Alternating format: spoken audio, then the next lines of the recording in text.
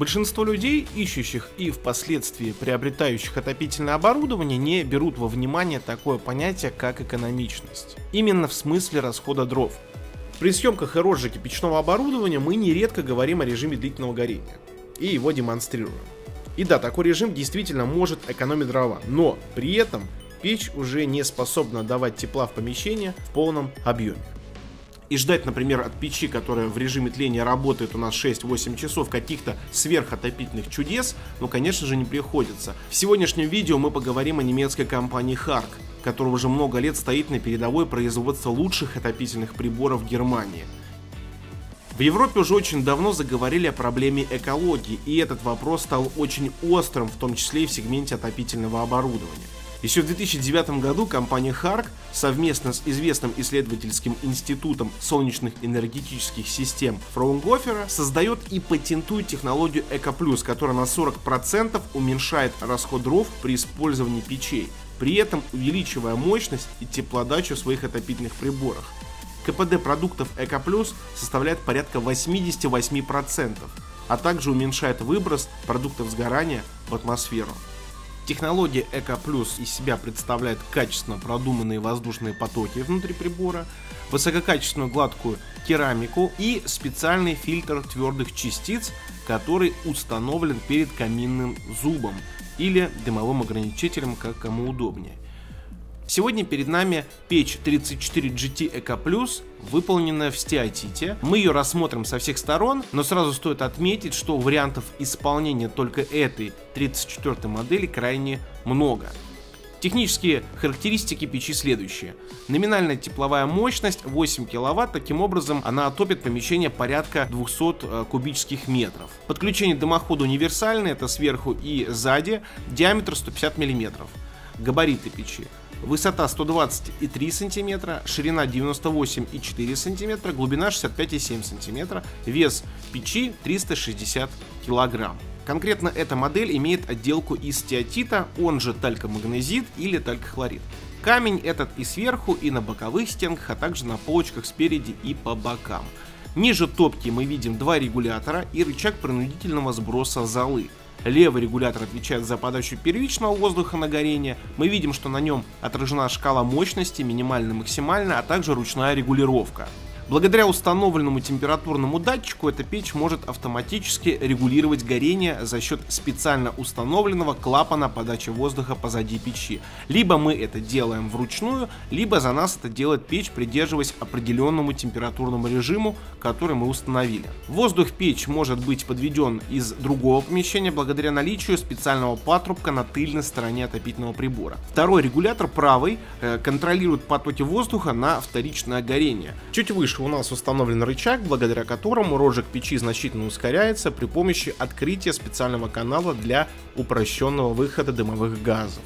А еще чуть выше есть специальная полочка, на которой можно разогреть, например, чашечку кофе или чая, ну, как видите на рисунке. Наверху печи установлена декоративная решетка для выхода конвекционного воздуха. Дверца топочной камеры оснащена большим обзорным стеклом и функцией автозакрытия. Ручка дверки покрыта специальным материалом, который не нагревается до высоких температур, а благодаря двухуровневому замку дверь максимально плотно прижимается к корпусу, так как конструктив этой модели подразумевает высочайшую степень герметичности.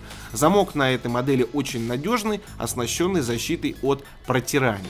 Теперь мы уже подходим к основной особенности этой модели, которая в названии имеет дополнение EcoPlus, а значит мы сейчас увидим, благодаря чему этот прибор является сверхэкономичным и экологичным. Основание топочной камеры выполнено из чугуна и исполнено в очень интересной призматической форме. Колосниковую решетку при помощи специального рычага можно принудительно двигать, да, и соответственно зола будет сбрасываться в зольник. Первично воздух на горение попадает из нескольких каналов. Мы видим отверстия для воздуха как в чугунном основании, так и в самой колосниковой решетке. Обклад топочной камеры выполнен из светлой керамики, которая, обладая высочайшим уровнем отражения тепла, еще фактически и самоочищается. Чем выше температура в топочной камере, тем чище вот эта вот керамика. Вместимость топки позволяет нам использовать стандартные каминные дрова 40-сантиметровой длины, но производитель все же рекомендует чуть-чуть поменьше. Ну вот мы сейчас пробуем, и вот эти большие дрова спокойно помещаются. Над топочной камерой виднеется пористая пластина, которая имеет название фильтр твердых частиц. Его главная функция состоит в том, чтобы не позволять пыли и саже уходить в дымоход, полностью не сгорев. Сняв фильтр твердых частиц, мы видим два дымовых ограничителя. Один установлен сразу над фильтром, другой чуть выше, и как раз таки второй видно даже с внешней стороны отопительного прибора, если мы заглянем в дымосборник. Зольник печи полностью скрыт от наших с вами глаз, благодаря тому, что он находится в самом низу и скрыт в некой нише. Мы видим достаточно интересное инженерное решение в виде установленного стального листа, который прикреплен к дверце. Благодаря этому зольник как выдвигать, так и задвигать намного комфортнее.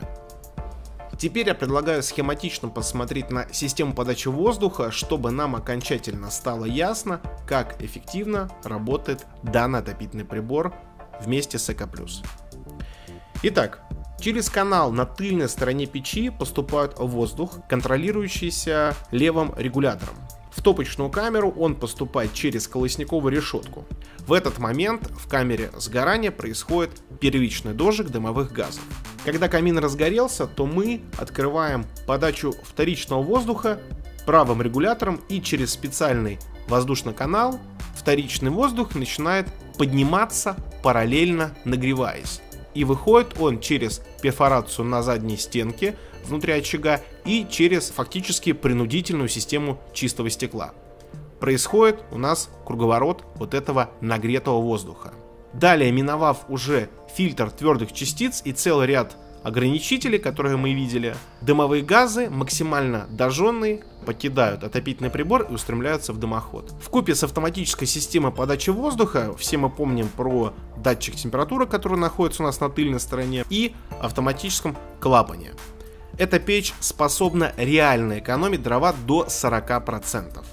И это очень большой показатель, в первую очередь для тех людей, которые планируют при помощи печи отапливать свой дом. Вот такая вот интересная печь от компании Харк была у нас сегодня. Мы также узнали о технологии ЭКО+. Большое спасибо, что вы уделили свое время и посмотрели это видео. Поставьте лайк, подписывайтесь на наш канал. Ну и до скорых встреч.